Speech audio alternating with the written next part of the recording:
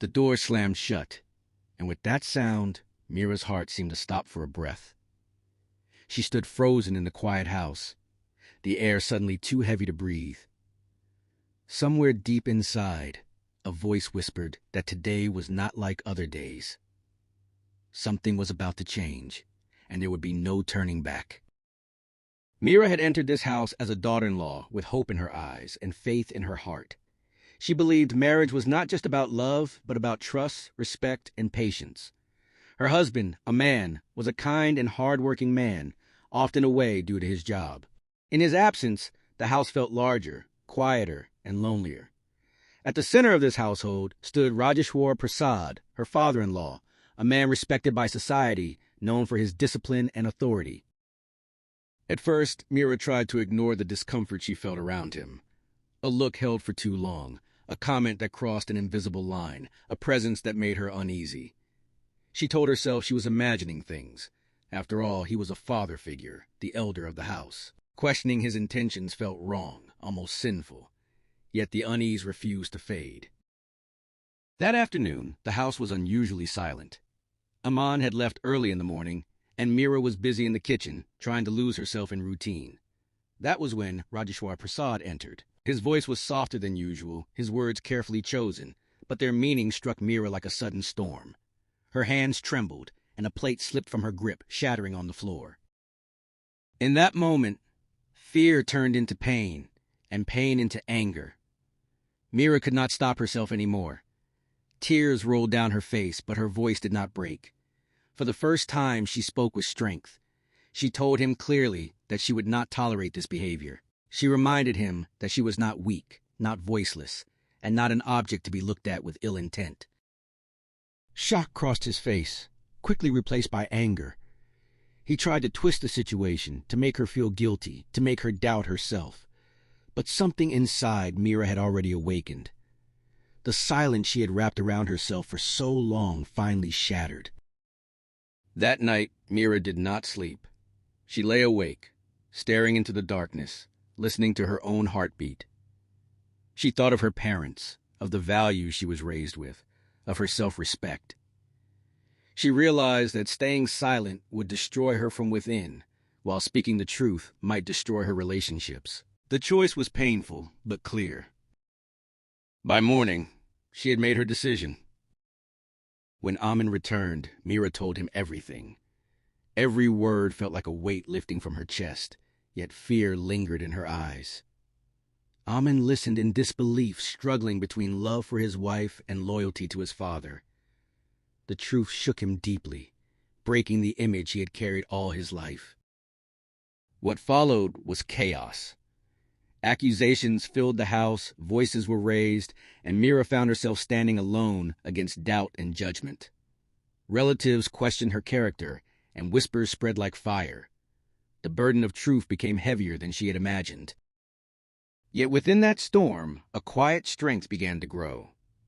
Aman slowly realized that fear cannot sound like lies. He chose to stand by Mira, even when it meant standing against his own blood. That decision changed everything. This was only the beginning of Mira's battle. A battle not just against wrong intentions, but against a society that often punishes those who speak the truth. She did not know how the story would end, but she knew one thing with certainty. She would no longer remain silent. Sometimes, the moment that should never happen becomes the moment that teaches us how to stand, how to speak, and how to protect our dignity. And for Mira, that moment had finally arrived. Morning arrived, but the heaviness of the night did not leave Mira's heart. Sunlight entered the room, yet it failed to bring warmth.